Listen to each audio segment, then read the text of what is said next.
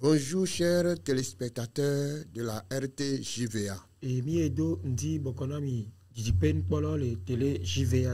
Nous bénissons le nom du Seigneur pour votre vie. Car il est toujours Dieu et il demeure Dieu. C'est lui le créateur. C'est lui le commencement et la fin de toutes choses. Il a commencé la journée avec nous. Et c'est lui qui va la terminer avec nous. Il connaît le nombre de pas de chaque individu sur terre. Et Dieu voit la manière dont chacun court pour atteindre l'objectif qui s'est fixé. Et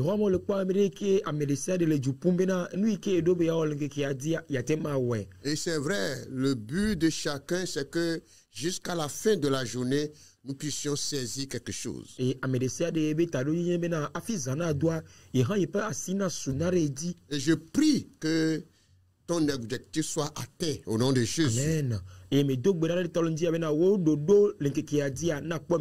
Dieu qui pourvoit à tes besoins.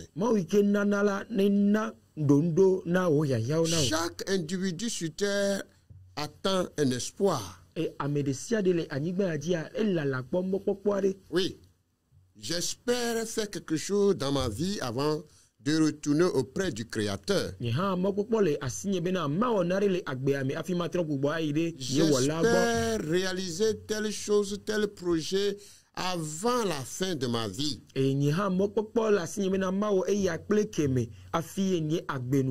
Certains ont fixé des temps ou nombre de jours, nombre de mois, nombre d'années pour réaliser un tel ou tel projet. Et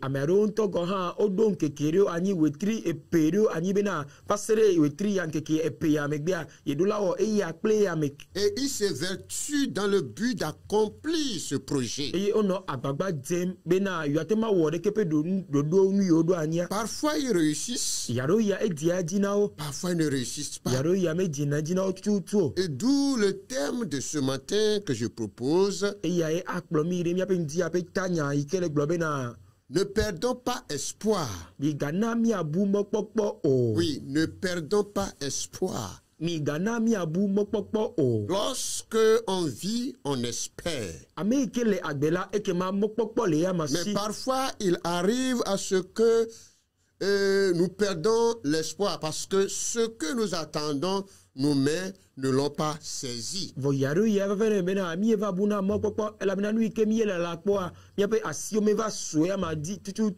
ce matin, le Seigneur m'envoie te dire: ne perds pas espoir. Ne perdez pas l'espoir.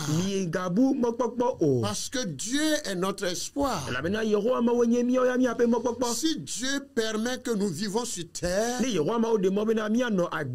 c'est qu'il a un plan certainement pour toi et pour moi. Et ce plan doit s'accomplir. C'est lui qui a dit par la bouche du prophète Jérémie: j'ai des projets pour vous. Pas des projets de malheur, mais projets de bonheur. Alors, que le Seigneur nous bénisse ce matin. Et donc nous allons prier. Confier ce temps entre les mains du Seigneur. Adorable Père, nous voulons te dire merci ce matin pour la grâce que tu nous donnes. Nous voulons te lever en dignité, nous t'exaltons car tu es le Dieu bon et merveilleux. Alléluia. Nous voulons te confier ce temps-ci et demander ta grâce, Seigneur, nous accompagner pendant ce temps de message. Nous avons besoin de la présence du Saint-Esprit. Nous avons besoin à ce que l'Esprit même prenne contrôle de toutes choses, afin que, Seigneur, à la fin de ce message, quelqu'un puisse sentir que Dieu l'a touché, quelqu'un puisse comprendre qu'il a été visité par Dieu, et que ce message, Seigneur, atteint son objectif au nom de Jésus. Amen. Nous voulons te dire merci, Seigneur, car tu es avec nous. Nous te confions tout le temps. Viens, dirige, et que la gloire, l'honneur te soit donnée. Au nom de Jésus, nous avons prié. Amen. Amen. Lisons ensemble dans Ézéchiel le chapitre 37. À partir du verset 11 au verset 14.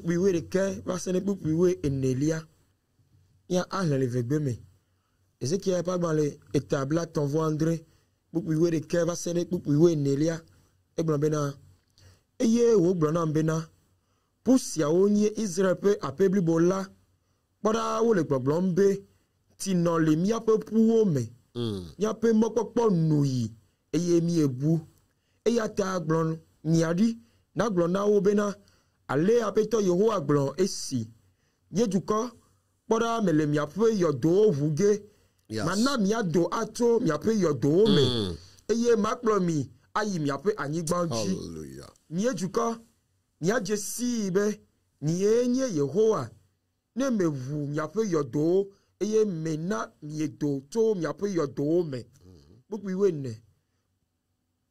Ma de nye gbogbo mi a me. Ne mi a gbo agbe. Eye maklo mi, ado mi a pe anigbanji. Ne mi a jesi be, ni enye Yehowa, Yehowa be, ni egle, eye mawe han, amen. Amen. Amen. Il me dit, fils de l'homme, ces eaux, c'est toute la maison d'Israël. Voici, ils disent, nos eaux sont desséchées, notre espérance est détruite, nous sommes perdus. Prophétise donc et dis-leur, ainsi parle le Seigneur l'Éternel. Voici, j'ouvrirai vos sépulcres, je vous ferai sortir de vos sépulcres, ô mon peuple, et je vous ramènerai dans le pays d'Israël. Et vous saurez que je suis l'Éternel, lorsque j'ouvrirai vos sépulcres, et que je vous ferai sortir de vos sépulcres, ô mon peuple, je mettrai mon esprit en vous, et vous vivrez. Je vous rétablirai dans votre pays, et vous saurez que moi, l'Éternel, j'ai parlé et agi, dit l'Éternel. Amen. Amen. J'espère que vous comprenez bien ce passage. Il s'agit de la vision que le prophète Ézéchiel a eue. La Bible nous dit que l'Esprit de Dieu le transporta et l'amena dans une vallée. Et cette vallée était remplie d'ossements. Et ce sont des ossements desséchés. Et donc Dieu apparaît avec son prophète. Et là, Dieu demande au prophète si ces eaux peuvent revivre. Et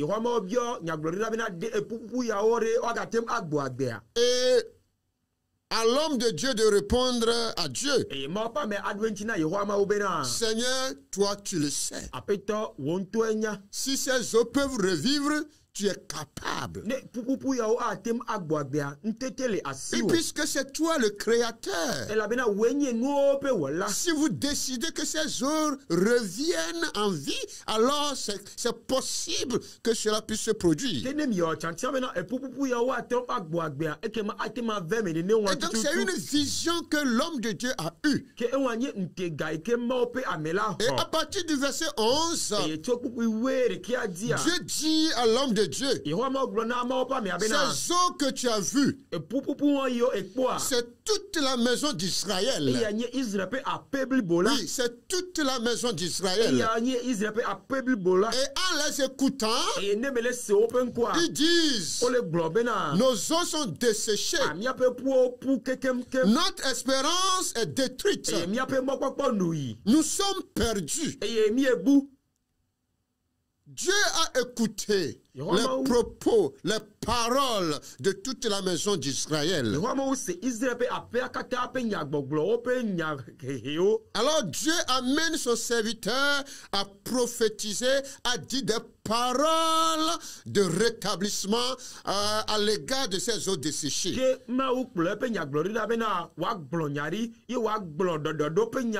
Oui, Dieu dit à l'homme, à son serviteur, moi je vais ouvrir leur sépulcre. Je les ferai sortir. Et je vais les rétablir. Je vais les ramener en Israël. Ce qui veut dire qu'ils étaient déportés.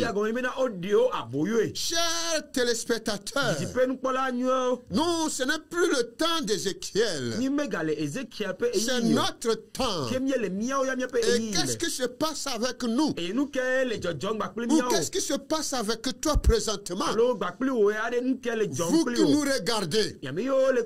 Alors, je vais te dire ce matin, ne perdez pas espoir. Oui, ne perdez pas espoir. Et donc, par rapport à ces versets, du verset 11 à 14, alors nous allons quand même relever deux vérités essentielles. D'abord, l'espoir, c'est le fait d'espérer. D'attendre quelque chose avec confiance. Et espoir signifie également personne sur laquelle on fonde son espoir. Et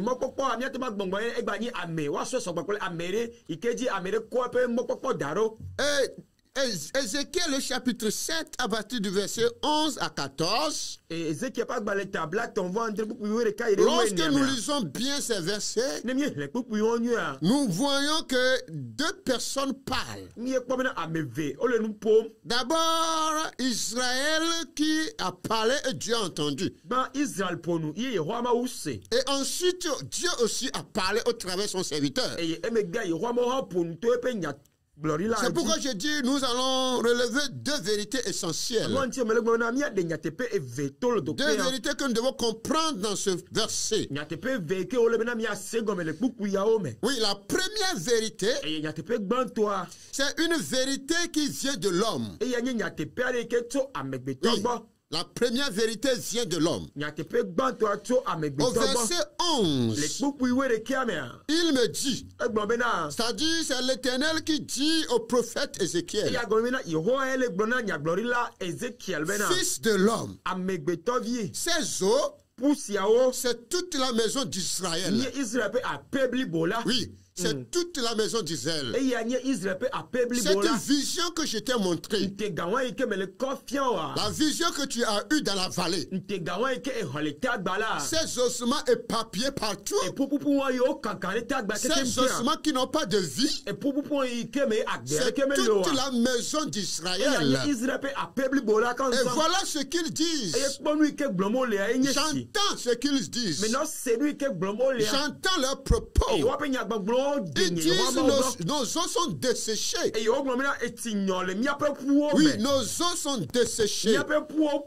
Notre espérance est détruite. Nous sommes perdus. Nous sommes perdus. Oui. C'est une vérité. Ce n'est pas un mensonge. C'est une vérité. Israël s'est vu desséché.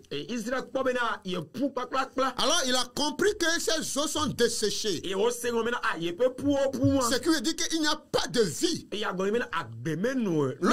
Lorsque on constate que lorsqu'on veut remarquer ou bien on veut analyser un os, pour qu'on comprenne il est vivant, alors il y a certains éléments qu'on doit retrouver dans l'os.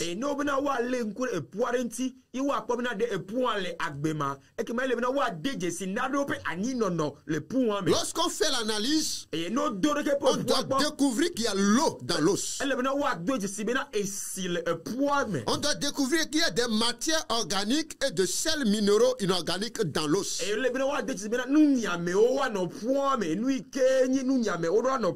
Et donc, lorsque ces éléments manquent dans un os, on dit que l'os là est desséché. Ça n'a pas de vie.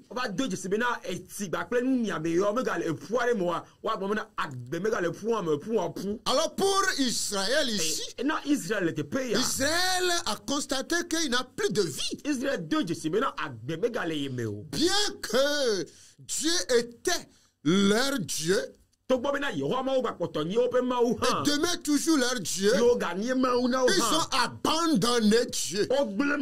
Ils se sont tournés vers autre chose. Ils ont péché contre Dieu. Ils ont désobéi à Dieu. Ils sont partis adorer d'autres dieux. Et Dieu les a aussi abandonnés. Et lorsque Dieu abandonne quelqu'un, la personne est foutue. La personne n'a plus de vie. Lorsque vous abandonnez Dieu, lorsque vous vous écartez de Dieu, alors il n'y a plus de vie en vous.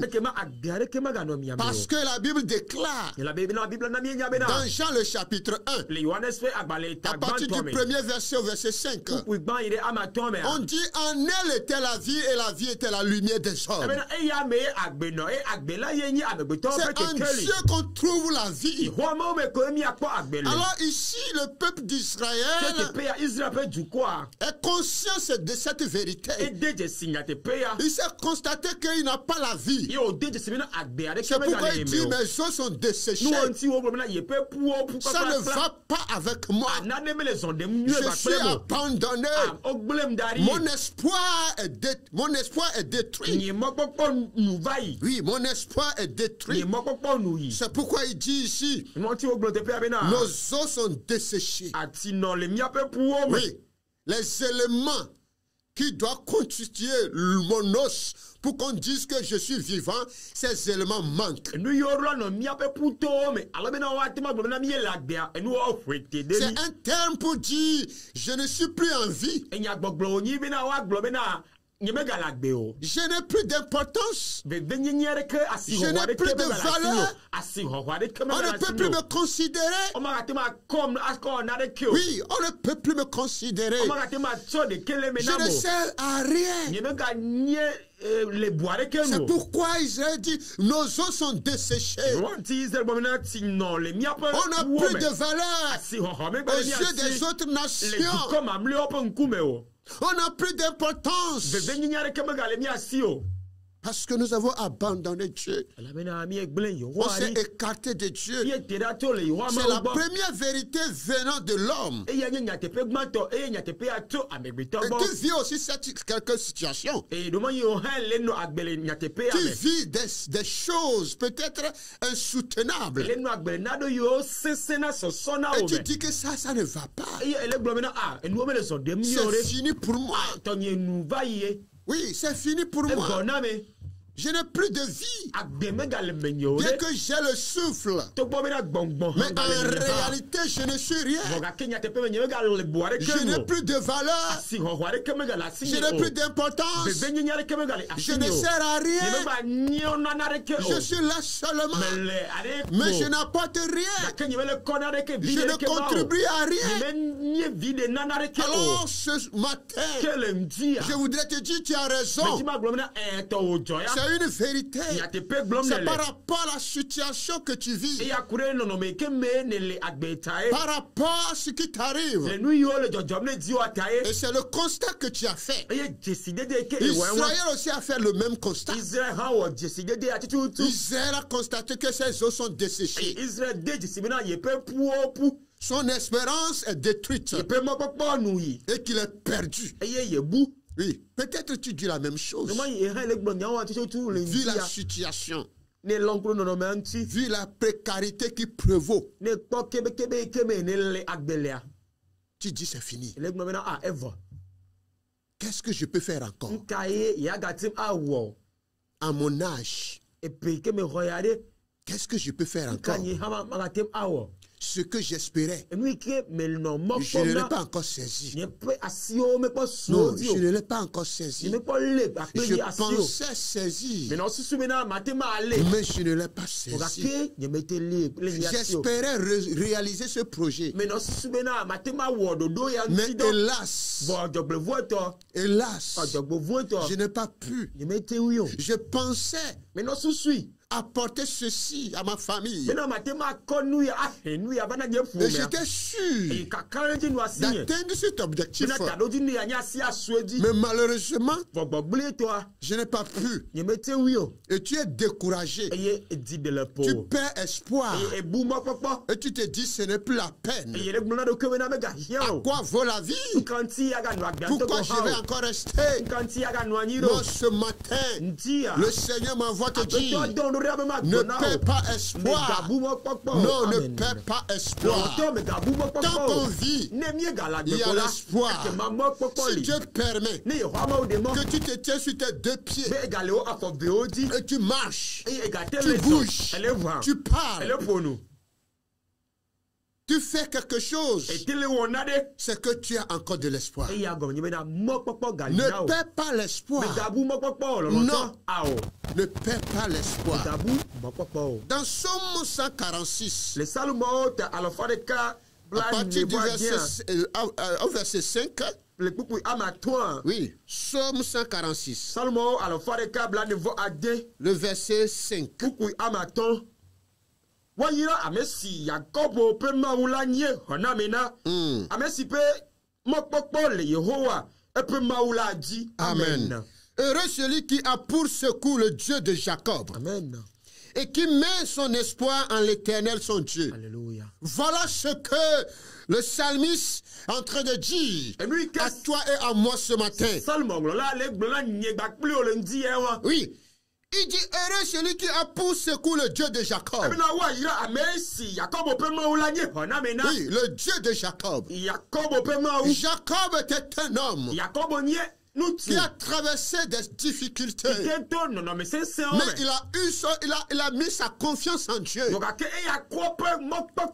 chaque situation, il demande le secours de Dieu. Je me rappelle dans la parole de Dieu, lorsqu'il devait retourner vers son père, Dieu lui a dit, lève-toi Jacob, retourne chez ton père. Alors que Jacob avait des problèmes avec son grand frère. Et au retour,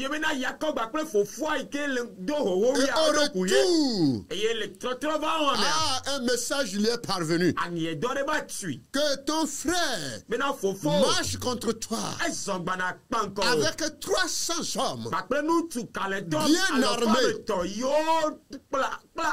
Oh, Jacob a eu peur. Il se posait la question, comment je peux résister? Comment je peux échapper? Mais lorsque Jacob eut confiance en Dieu, se tournait vers Dieu, la Bible dit qu'il était resté seul. Et la nuit là, un homme veut lutter avec lui. Et c'est là où l'homme a béni Jacob. Et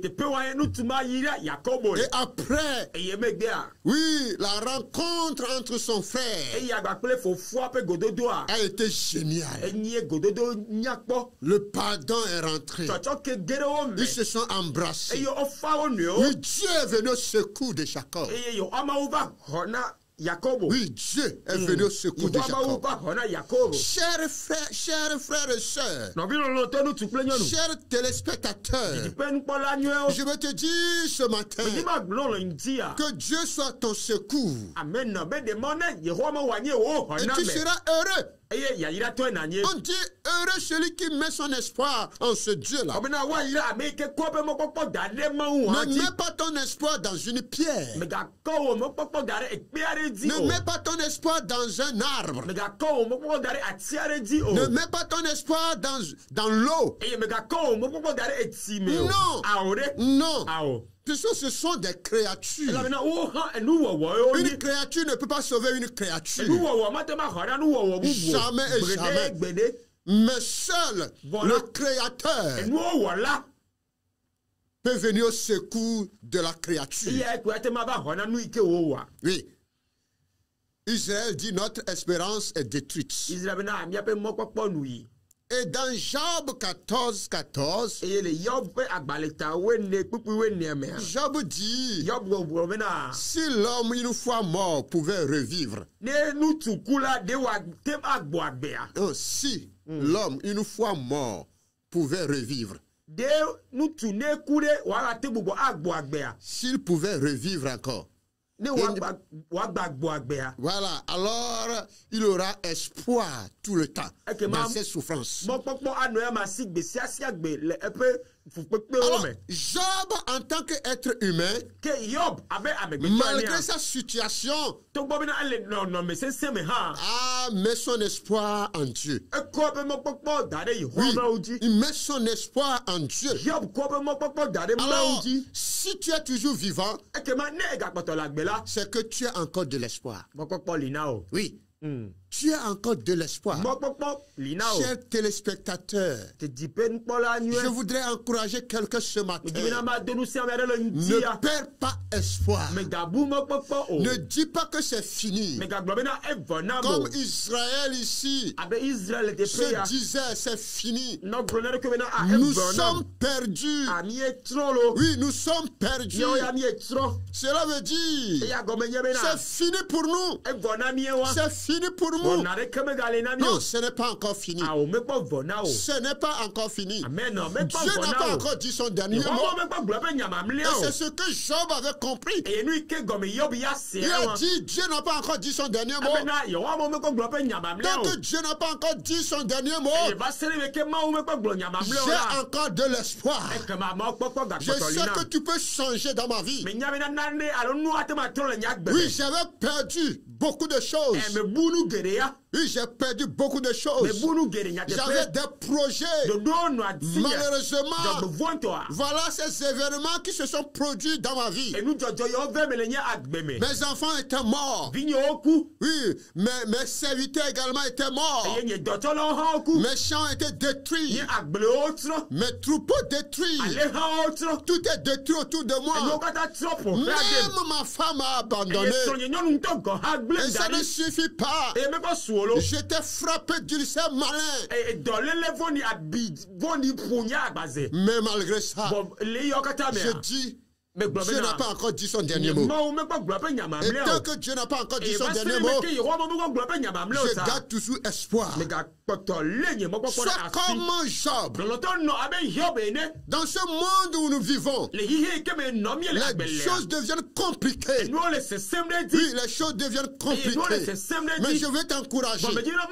Malgré les complications, malgré la complicité, oh, je veux t'encourager ce matin. Garde espoir. Ton Dieu est vivant. Le Dieu créateur. Celui qui maîtrise le monde. Celui qui contrôle le monde. Et qui a toujours son mot à dire. Garde toujours espoir en ce Dieu-là. Il le fera pour toi. Je dis, il le fera pour toi. Oui. Tu n'es pas encore foutu. Tu n'es pas perdu. Ce n'est pas fini pour toi. Non. Ce n'est pas encore fini.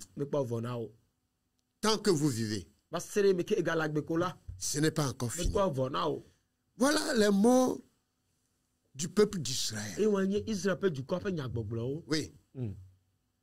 Et c'est une vérité. Il y a des choses que toi aussi tu dis qui est une vérité. Et ça, c'est une vérité qui vient de l'homme. Et nous pouvons dire que quand on parle d'une vérité, c'est une connaissance conforme au réel.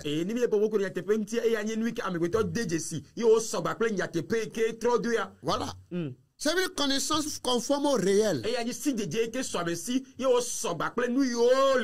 Vu la réalité que tu vis, c'est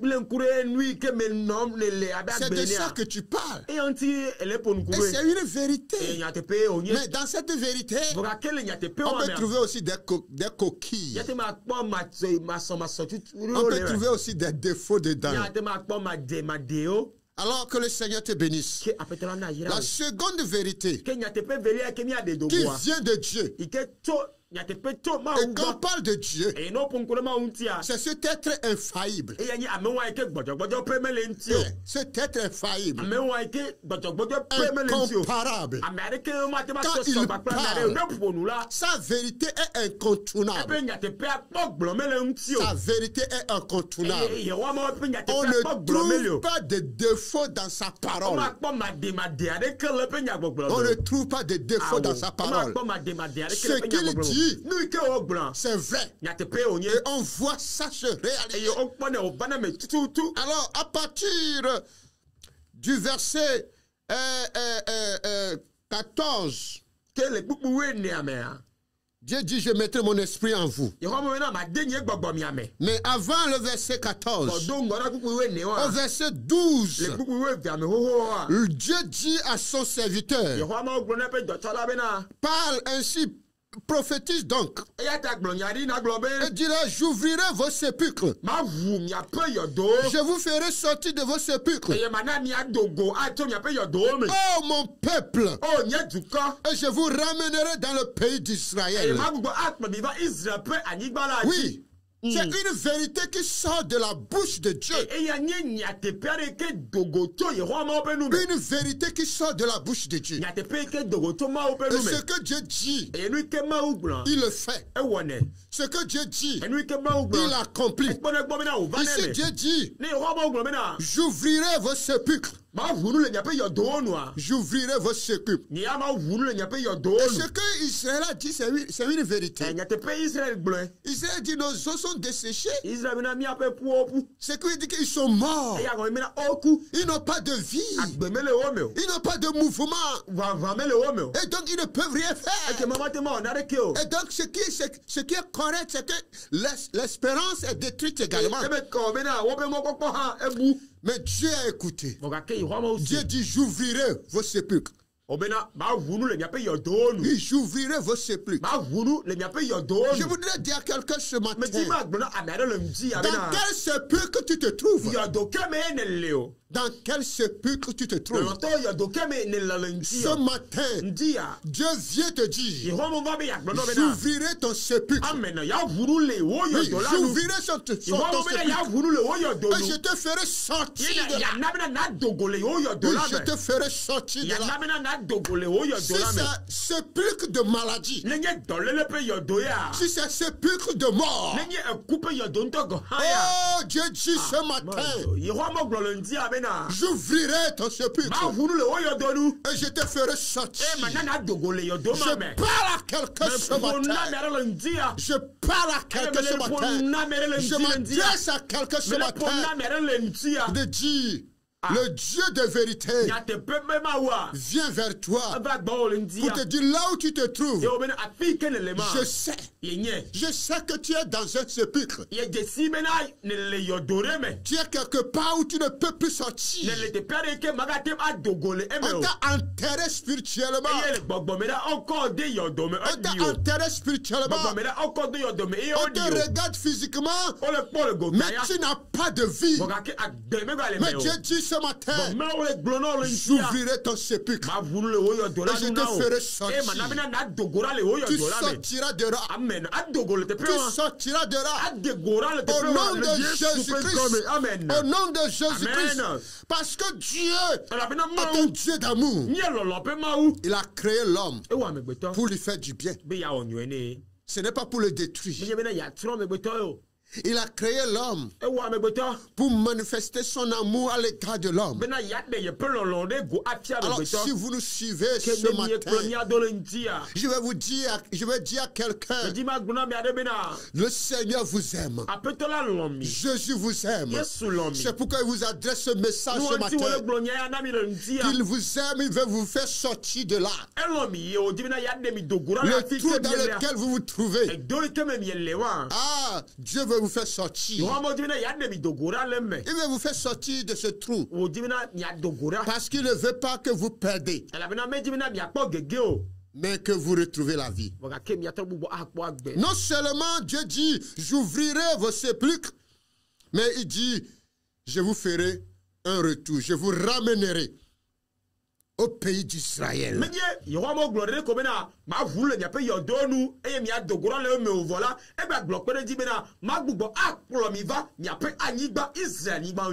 le retour au pays. C'est ce que Dieu a dit à Israël. Mais quant à toi et moi, Dieu va vous ramener. Dieu va encore nous faire du bien. Son amour est encore là. Même si nous l'avons abandonné, et si actuellement nous l'écoutons, nous décidons de revenir vers le Seigneur. Dieu est prêt pour nous ramener à notre situation initiale. Nous avons connu de bons moments avant. On était fiers de notre situation. On louait Dieu pour cela. Mais maintenant, la situation a été renversée. Mais Dieu dit, je suis toujours le Dieu qui peut changer les situations. Le Dieu qui peut ramener ta situation à la situation initiale.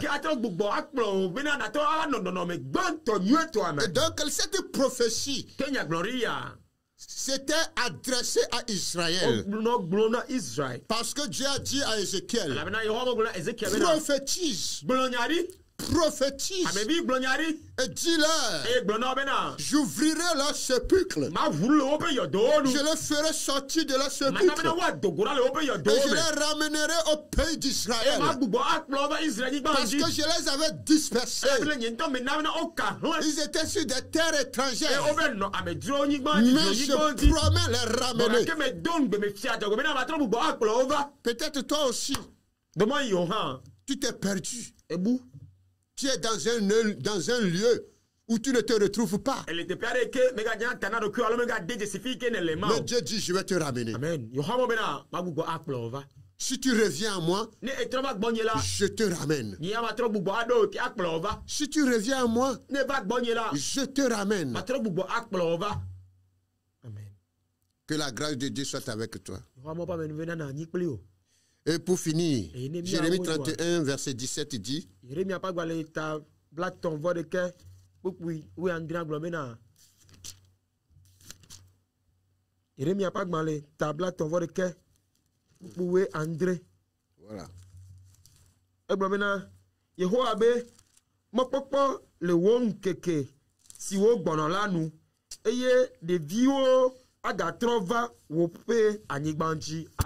Amen. Amen.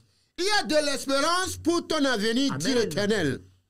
Tes enfants reviendront dans leur territoire. Amen. Alléluia. Amen. Praise the Lord. Alléluia. Cette parole est une prophétie. Oui, c'est une prophétie. Et Jérémie dit au peuple d'Israël, il y a de l'espérance pour ton avenir. Il a de l'espérance pour ton avenir. Yes. Yeah. Je veux dire à quelqu'un ce matin, c'est Dieu qui est en train de te parler. Ce n'est pas un homme.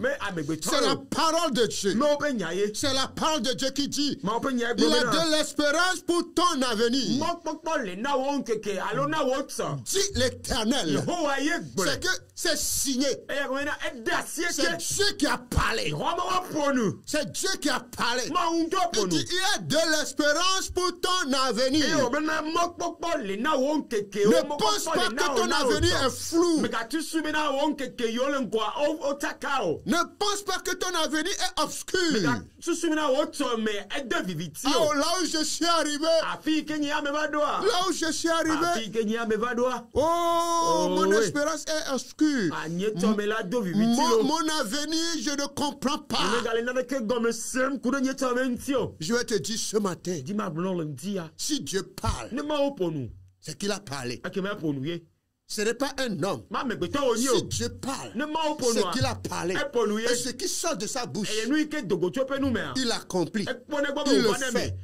Et si tu crois ce matin que c'est Dieu qui te parle, que c'est Dieu qui t'adresse à toi, qui a de l'espérance pour ton avenir, et le Dieu là qui connaît ton avenir, qui tient ton avenir entre ses mains, alors crois en ce Dieu.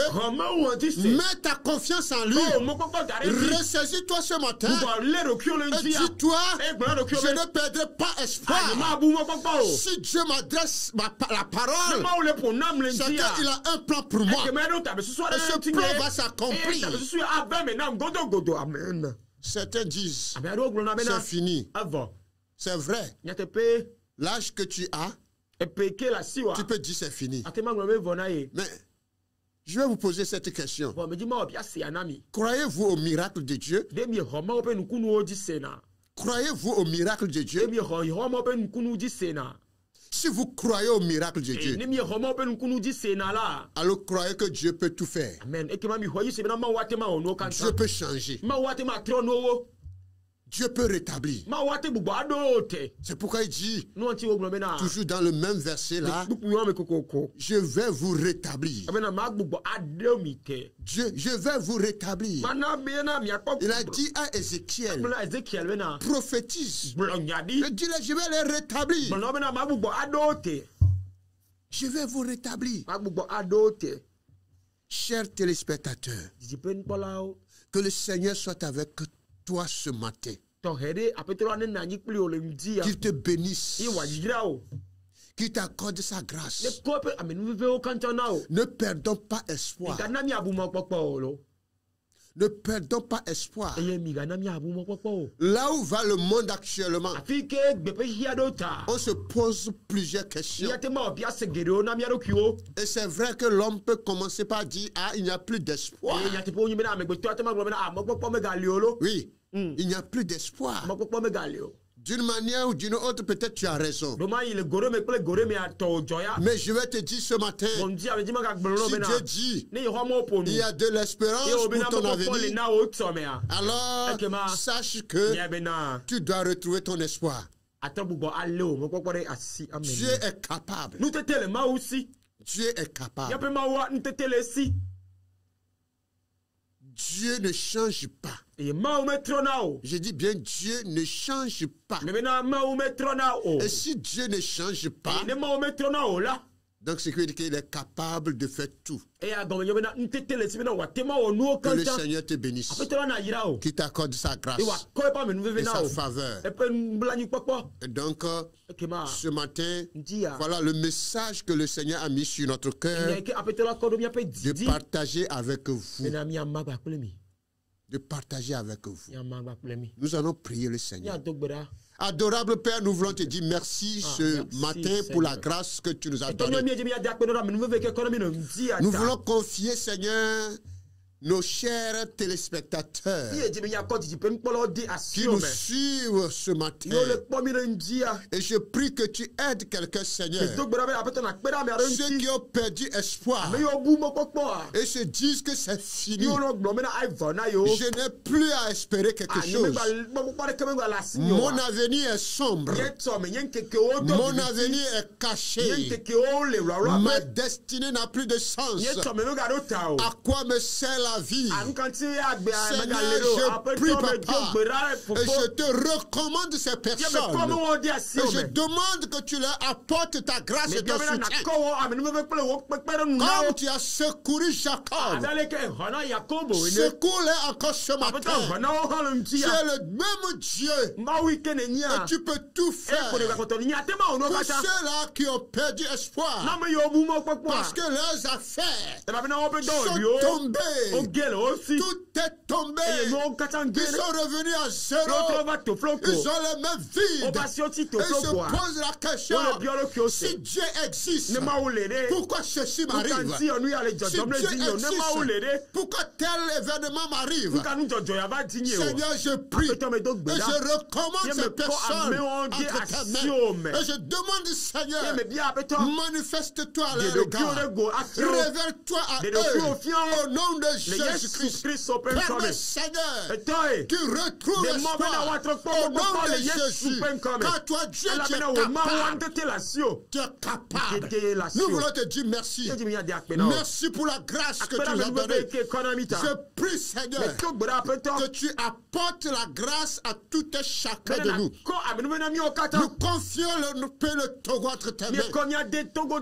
Nous demandons, Seigneur, que tu soutiennes le pays.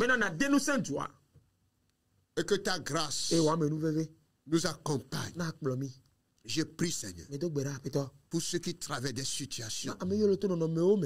Ils sont abattus. Ils sont tellement abattus. Et ils se posent des questions. Qu'est-ce qui va m'arriver? Si moi je suis arrivé à tel moment, mes enfants, que deviendront-ils? Seigneur, je prie. Tu as la solution. Tu as la solution. Donne-leur de l'espoir. Donne-leur de l'espoir. Donne-leur de l'espoir. Permets qu'ils retrouvent encore de l'espérance. Dans le nom de Jésus-Christ. Tant qu'ils vivent, c'est que tu as un plan pour eux. Tant qu'ils vivent, c'est qu'il y a un plan pour eux. Je prie, Seigneur, que tu agisses à leur faveur. Nous te disons merci. Merci pour tout ce que tu fais. Que ta grâce et ta faveur soient avec nous. Nous te disons merci.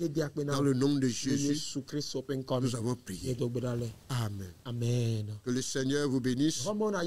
Si Jésus tarde à venir, nous allons encore nous retrouver la prochaine fois.